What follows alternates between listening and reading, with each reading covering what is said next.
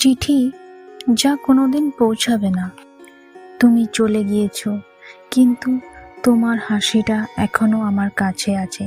ওই পুরনো দুপুরের মতো, যেখানে হাত ধরার চেষ্টা ছিল, কিন্তু হাত ধরা হয়নি কখনো। আমি ভেবেছিলাম সব কিছু ঠিক হয়ে যাবে একদিন। যে শব্দগুলো তোলা ছিল চোখের কোণে, তা তো তুমি বুঝবে একদিন, বুঝবেই। তুমি আমার নাম ধরে ডাকলে কিছু হয়তো বদলে যেতাম, কিন্তু তুমি চাপ নিয়ে ডাকোনি। ভাবলে পরে কথা হবে, কিন্তু সেই পরটা আর আসেনি। ভালোবাসা সত্যিই ছিল, কিন্তু সময় ছিল ভুল। আমি তোমার জন্য থাকবো, কিন্তু আর ছোঁয়া যাবে না। তুমি এমনিভাবে চলে গেলে যে একটা চিঠি পেয়েছিলাম মনে মনে, তা আর কোনোদিন পৌঁছাবে না। তবুও চিঠিটা লেখা হয়ে যাবে প্রতি দুপুর, প্রতি নিঃশব্দ রাতে।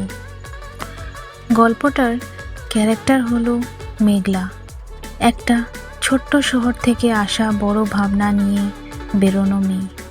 লেখাপড়ার ছিল অনেক শখ, কিন্তু ভালোবাসার কথা কখনো বলার মতো সাহস পাইনি।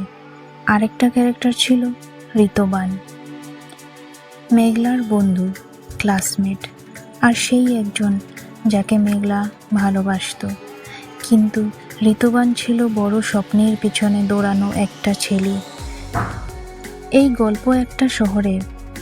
ঘরের ভিতর থেকে একদিন মেঘলা লিখতে বসে, আজকে আবার তোমার ছবিটা খুঁজে বের করেছিলাম ঋতবান। এত বছর পরও একটা ছবি আমাকে এমন করে নিয়ে যেতে পারে ভাবতে পারিনি। মেঘলা আর ঋতবানের দেখা হয়েছিল একটা লিটারেচার সেমিনারে। মেঘলা ছিল সংকুচিত, গল্প লিখত নোটবুকে। ঋতবান ছিল খোলা হাওয়ার মতো, গল্প পড়ার ছন্দ ছিল ওর কথার ভিতরে। একদিন কফির দোকানে মেঘলা কোয়াইটলি নোটবুকে কিছু লিখছিল। ঋতবান এসে বললেন, তুমি নিজেকে লুকিয়ে রাখো কেন? তোমার লেখাগুলো যেন চোখের সামনে একটা সিনেমা চলছে। মেঘলা হাসলো, ভাবিনি কেউ এইভাবে বুঝবে ওকে। তখন থেকে অধিকার বড় হলো, কিন্তু নাম ছিল বন্ধুত্ব। মেঘলা জানতে পারে ঋতবানের মন বড়, বড় শহর, বড় ইচ্ছে, বড় ক্যানভাসের দিকে ওর ছন্দ। মেঘলা মনের ভিতর ঢুকে যেতে চাইল, কিন্তু কিভাবে? ঋতবান কখনো একটু বেশি কাছে এলো না, কিন্তু চলেও গেল না। 1 বছর পর ঋতবান চলে গেল কলকাতা, গ্রাফিক ডিজাইন শিখবে পড়বে। মেঘলা তাকে একটা ছোট্ট ডায়েরি গিফট দিল বিদায়ের দিন। বলেছিল, যখন খুব একা লাগবে এই ডায়েরিটা খুলে দেখো। কিন্তু সেই ডায়েরির মধ্যে একটা চিঠি ছিল, একটা না বলা ভালোবাসার গল্প। তুমি জানো না কত রাত তোমার ছবি দেখে কেটে গেছে আমার, কত গল্প তোমার নাম দিয়ে শেষ করেছি।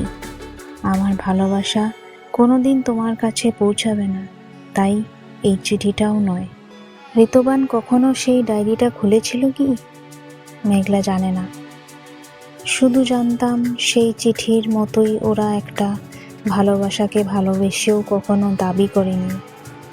কারণ কিছু ভালোবাসা থাকে যাকে বিষয়ে রাখা যায় একটা প্রাণের গোপন ঘরে, কিন্তু দেখানো যায় না। বছর ঘুচে গেল, মেঘলা একটা স্কুলে বাংলা পড়ায়। ঋতবানের কাছেই মনে হয় একটা সবুজ রঙের ছবি। ছবি থেকে আলো আসে, কিন্তু ছবি ছোঁয়া যায় না। রাত হলো, মেঘলা আবার লিখতে বসে, তুমি ছবি হয়ে গিয়েছো ঋতবান। রোজ একটা চিঠি লিখি, যেটা কোনোদিন পাঠাই না, কারণ আমার ভালোবাসা কোনোদিন পৌঁছাবে না, তবু লিখতে হয়। ভালোবাসা তো ঠিক, তাই তো? না পৌঁছানো চিঠির মতো, যেটা পথ থেকেই ভালোবাসার গল্প হয়ে যায়।